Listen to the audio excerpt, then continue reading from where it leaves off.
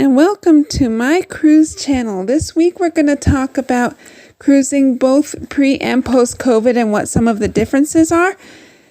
However, before we get into all that, I must ask, if you like this video, if you find it at all helpful, please hit the like and subscribe buttons below.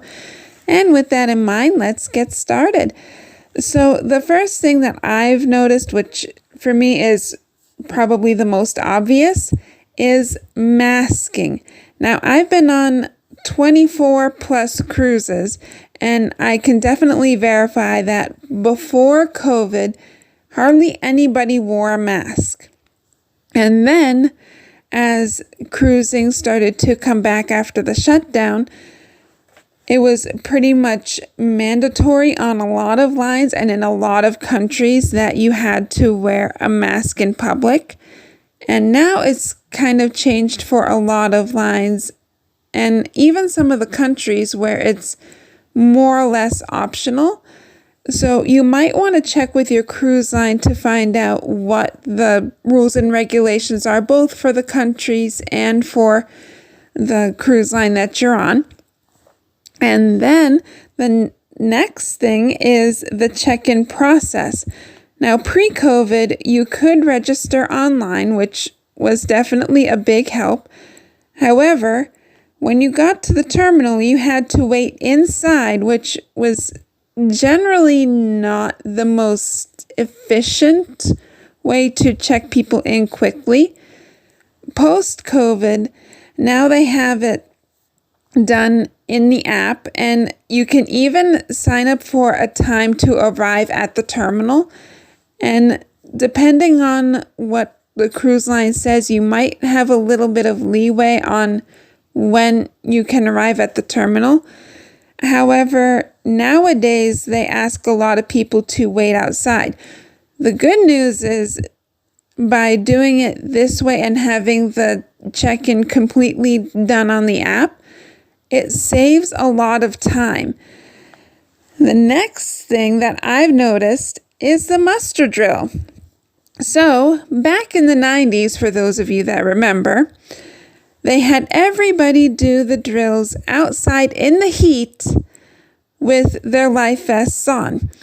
And the men would always stay in the back while the women and children were always in the front. Then, in the early 2000s, a very welcome change, at least in my opinion, was made where we didn't have to wear the life jackets, and they actually had us check in and do the whole muster drill in the lounges on the ship. And you can even get drinks and everything while you waited, and it was just incredible. At least we thought so at the time. And in either case, the drill took us about 20 minutes, whether we were inside or outside. So in that respect, it wasted a lot of time. However, nowadays, with everything being done on the app, they now also put the muster drill on the app, where literally all you have to do is watch a few videos. You can even do it before you get on the ship. You watch a few videos, and then you go immediately to your muster station, which can be found either on your room key or in your app, and then they just literally make a check mark next to your name that you've done it, and you're good to go. The next thing is the activities.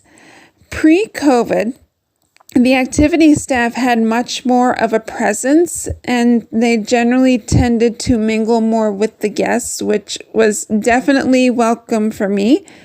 I loved getting to know the staff and everyone that they worked with all the time, and just find out, a little bit about where they were from and all that. Nowadays, they don't really do that to try to help minimize the spread of COVID, among other things. So, I respect that. They also used to have the schedule printed in hard copy, and it was delivered the night before to your cabin, and the announcements were usually done over the intercom. Now, post-COVID, all of that pretty much is done on the app, which may be good or bad depending on depending on your view on cell phones on cruises, that may or may not be a good option for you. Next, we have the shows. So pre-COVID, with a few exceptions, there were mostly no reservations, and even the ones that did have reservations, they could normally be made months in advance. Post-COVID, several more shows now require the reservations, and the only downside I see to that is the reservations can be done on the app, which is awesome, but most of the time it can be done only once you're on board. So if you're a planner like I tend to be sometimes, that may not be a good thing for you. But I would definitely check with the cruise line. Again, a lot of them are changing that rule back a little bit. So we'll have to wait and see if that still happens once things get more back to normal. Now, there are a few things that I would like to see brought back, one of which is priority boarding. So priority boarding would mean that you could get to the ship sooner. When you were waiting in those terminals and things like that, you could easily be waiting, I'd say at least 20 minutes before you even set foot on the ship. With the priority boarding, they would get you on pretty much as soon as they could. And I would love to see the activity staff just mingling more with the guests, or just the staff in general mingling more with the guests. I really enjoy learning about other people's backgrounds, and I kind of miss that. And there are a couple things that, in my opinion, should be kept. And that is the show reservations within reason. I'm definitely for getting your reservations for your shows, especially the popular ones, before you even get on the ship. However, I understand that some people also like to book the shows as soon as they get on the ship. I think that it should be an option to be able to book your shows sooner than that. It might help with the planning process and just might make things a little bit easier. And then I would also absolutely love to see the cruise lines keep the e-muster drill.